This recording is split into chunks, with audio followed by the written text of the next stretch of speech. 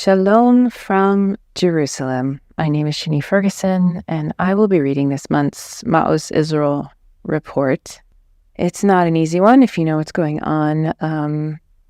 This has been the most difficult time for Israel since her birth. Some people are describing this as Israel's second independence war.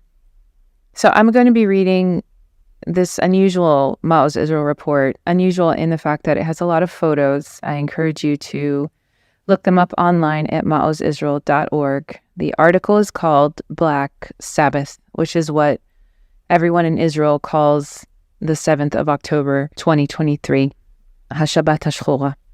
I will read and try to describe the photos as much as possible so that if you are only able to access the audio version of this article, you will at least understand a little bit. Black Sabbath by Shani Ferguson. The fact that October 7th is considered the worst day in Israel's modern history, but not in her entire history, should explain a lot about what we are dealing with in Israel. For the past 40 years, the Maozui스라엘 report has gone to print mid-month so that it arrives in people's homes on the first of the month. But I sit here mid-month, a week after this war began, and I remain at a loss for words. I am no stranger to war. This is my fourth war in Israel, not counting the military operations that happen seemingly every year or two. I grew up with TV commercials teaching me never to approach a suspicious object like an abandoned bag because it could be a bomb. Code red sirens indicating rockets from Gaza or Lebanon or Iraq are second nature to me. This time was different. This time it hurt deeply. My people weren't just killed. They weren't even just murdered. They were butchered. They were tortured and then piled up and burned alive. And if they were really unlucky, they survived and were among the more than 200 kidnapped into Gaza.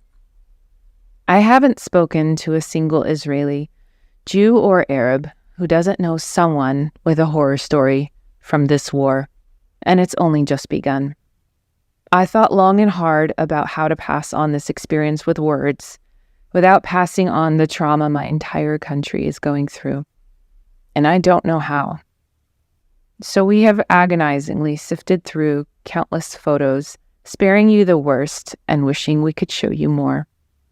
If a picture is worth 1,000 words, the images filmed and photographed in Israel since Saturday the 7th are a million screams of a nation pleading to be allowed to defend itself, of Israeli villages that no longer exist, of family lines that were completely wiped out, and of a history lesson the world convinced itself they had learned. The first caption is Israeli soldiers fight off more than 1,500 Hamas terrorists and put out fires Hamas set to hundreds of village homes in southern Israel in a surprise attack on October 7th. More than 1,400 men, women, and children were savagely murdered, and over 200 remain captured in Gaza. The second image is a map of all of Israel, where you can see where Hezbollah rockets in northern Israel have struck so far and where Hamas rockets have landed in Israel so far. You can also see Israeli strikes in the Gaza Strip. Later on, we also have an image of where rockets fired from Gaza fell into Gaza, at least 450 of them within the first couple of weeks. The next caption is of trained civilian volunteers from Zaka gathering the bodies of murdered Israeli families amidst the wreckage of their bombed and burnt homes. You see a structure that is scorched from the outside and piles of body bags stacked to be carried off by a four-wheeler. The third caption is of an Israeli couple, and it reads, Israeli singer Shaili and her 1-month-old baby survived 27 hours of horror. The baby didn't eat for 27 hours during this time. She mourned twice. Shaili first mourned the loss of her husband, who fought to buy them time to escape. And second, when she was notified that his extracted sperm would not give her the 3 children they dreamed of having because her husband's body had laid too long in the sun. The next caption is called A Father's Agony. When a father hears that his 8-year-old daughter, who had spent the night at a friend's house in southern Israel, is among the dead. Yes, he responded with a smile and an agony-filled shout of joy. I feared what would happen to her if she was taken into Gaza. Death was a blessing. The next caption is of people sleeping on the floor of a plane. An El Al flight from Bangkok did not have enough seats for all the Israelis returning to fight in the war. After everyone was seated, flight attendants filled every square inch of the floor space with more people. Yossi Taguri, who posted this photo on X, which is now Twitter, noted, while some countries have issues and make rules to stop men from getting out in war times, in Israel, we have issues getting everyone in fast enough to fight. The next caption is of a family of 5, a mother, father, 2 teen boys, and a teenage girl. All 5 of the Kutz family were initially listed among the missing until they were eventually discovered murdered in their home, huddled on a bed, still embracing. The next caption, IDF chief talks to Air Force unit before a mission. You see the plane in the background and the pilots with their faces blurred and other members of the Air Force surrounding. We are all angry, he says, but we must not fight from our rage. We will fight like lions, but we must not become animals like they are. We must remain human. The next image is from Israel's northern border. Metula, a city that sits directly on the Israel-Lebanon border, was declared a closed military zone, and nearby cities were evacuated as the IDF manages the threat of a second war front in Lebanon with Hezbollah. And you can see a neighborhood with homes and tanks going down the main street. The next photo shows Hamas members, including its leader, Yahya Sinwar, walking down the street in Gaza. It was 12 years ago this October that kidnapped Israeli soldier Gilad Shalit was traded for over 1,000 prisoners. One of those terrorists was Yahya Sinwar, who now heads up Hamas and this war against Israel. He is rarely, if ever, seen in public without bodyguards behind him and children in front who serve as a human shield. It should be noted that he tortured and brutally killed his own people when they disagreed with him. In fact, when he was arrested, he didn't have any Israeli Jewish blood on his hands. He had only killed Palestinians whom he suspected had helped Israel. And in the picture you see he has what I believe are his 2 sons, but they're 2 young boys, and he keeps them close to him because he knows that Israel will not attack him when there are children nearby.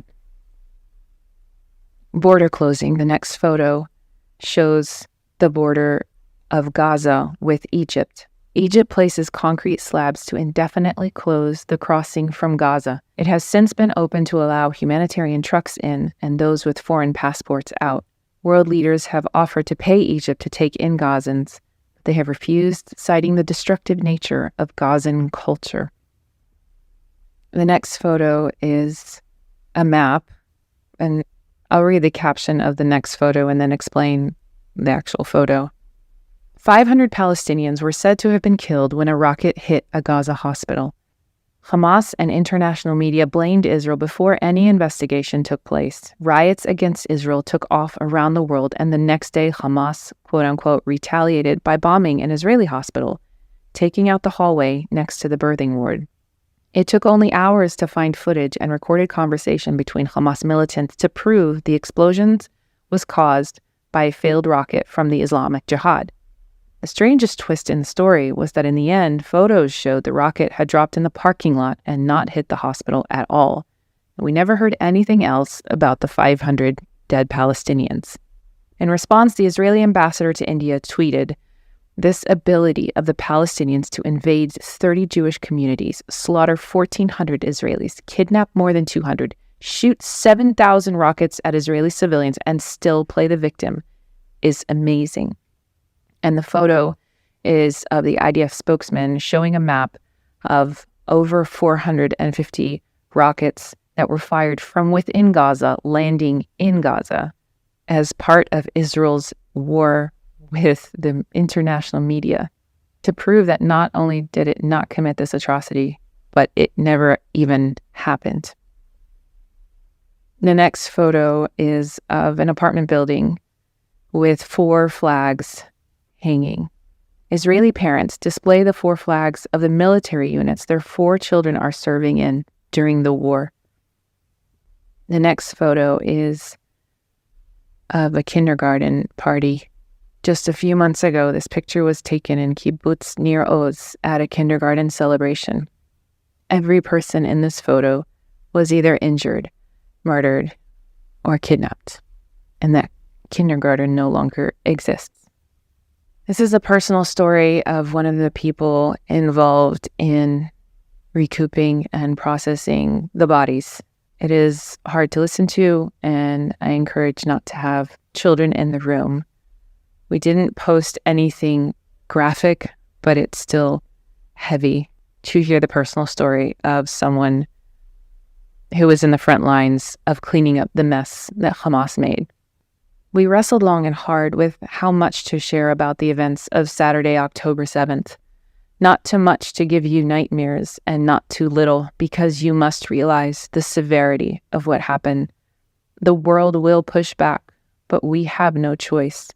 Hamas can no longer be allowed to exist on our border. And this is the translation of a testimony by IDF Reserve Soldier Yosef Davidson, posted on Facebook. Shura Military Base, Israel, Sunday morning, October 8th. We arrive at the base to the stench of death. It's the smell of a concentration camp. We are briefed and given protective clothing to get to work. I've trained for years to process conditions of all kinds of victims' remains. Nothing prepares me for this horror that will be etched in my memory forever. This is not a baptism of fire. This is a headlong dive into the inferno. A huge refrigerated truck arrives with a chocolate milk ad on the side, the kind we drank when we were kids. Then a tsunami stench of death hits us. We don't think, we just act. The guy closest to the door numbly picks up body bag after body bag, shouting to his friends from below, "Careful, this is the head.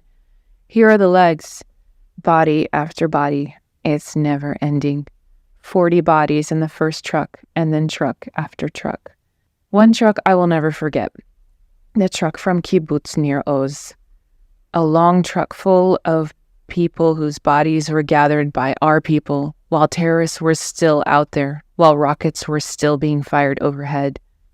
Whole families in sheets and carpets from their own homes. I get into the truck and see a little foot of a 4-year-old girl. It's so sweet. I can't digest what I'm seeing. I pick her up slowly, being careful with her head, being careful as I pick up her lifeless body. The blanket slips off, and the peaceful face of an angel emerges from the inside, a toddler still in her Mickey Mouse nightgown. I take her down slowly and shout, "4-year-old girl, be careful of her head." Everyone is careful. Everyone does everything with the fear of God. This is a nightmare, a horror movie. Then comes her brother, a 2-year-old boy with beautiful blonde hair, then her sister, and we pull out their father, handsome and big man. We probably also pulled out the mother, but I couldn't tell. We pulled out the bodies of foreigners and locals who still had weapons and ammunition strapped to them. Our hearts are broken and crushed. Any second the heart could crumble, but we must continue. It doesn't end 10 trucks like this. We go to sleep at 5 a.m. in the morning. We just collapse on the sidewalk outside because who cares where we lie? Our bodies are shaking and our eyes won't close. They're so swollen from tears. And that was just the first day. At 7 a.m., we get up and go again. Horror follows horror. Penetrating injuries with hatchet knives, smashed and mangled heads from hammers, faces and bodies with gashes burned into them, girls with nail polish that matches their clothes with a stench that overwhelms the senses. We try everything to block the smell, and nothing helps. We feel the angel of death hovering in the air. Each day, the condition of the next truckload of corpses gets worse. They turn blue or white, and their skin begins to peel. It's hard to comprehend who and what we are seeing. Some people are completely blackened. It's impossible to distinguish whether it's a man or a woman. Tissue and skin flake off, and they stick to our gloves. How do we handle the remains so we can bring back as much of them to their families who are crying out from the core of their being, waiting for that identifiable piece that will confirm to them that this body was their loved one? Professionals among us who have said they've seen everything before, they fall apart, wailing from the depths of their soul, running outside to vomit. Our nation is witnessing horrors we only saw in dark and evil days of old. We didn't think we'd come to this again, and yet here we are. But I will say something in the midst of this horror. The people of Israel live. We will get through this and raise our head high again. And there's a photo of IDF reservist Joseph Davidson outside of the refrigerated truck, usually used to transport chocolate milk. Each truck bought some 40 corpses from the massacre to be identified. And the photo next to it is the inside of the truck, full of body bags. And the next photo is the wreckage left in one of the children's rooms from the massacre in kibbutz near Oz. There's a bunk bed, and the entire bottom bunk is stained with blood. Thank you for listening all the way to the end. Until next time, I'm Shani Ferguson from Jerusalem.